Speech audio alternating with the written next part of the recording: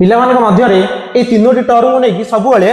doubt थाए बा confusion थाए कौन से तीनोटी टर्म इनफिनिटी नॉट डिफाइंड एवं इनडिटरमिनेट लास्ट वीडियो रे मु कहितली इनडिटरमिनेट होची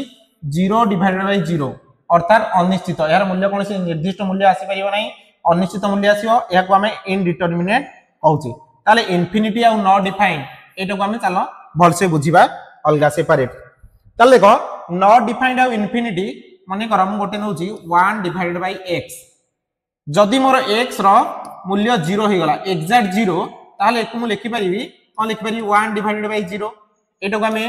से लास्ट वीडियो रे मध्ये देखिथिले एटा को मु कोन कहबी नॉट डिफाइंड बा संज्ञाहीन कहि परिबी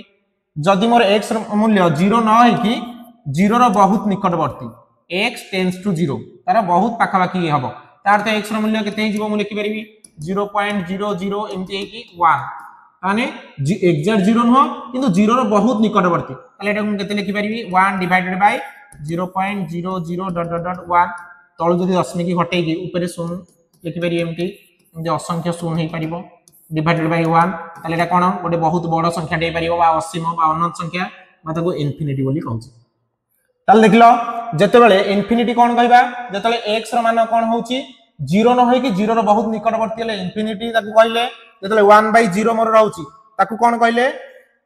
नॉट डिफाइंड कहउचे एवं 0 डिवाइडेड बाय 0 रहिले ताको कहउचे इनडिटरमिनेट बा अनिश्चित बोली कहउचे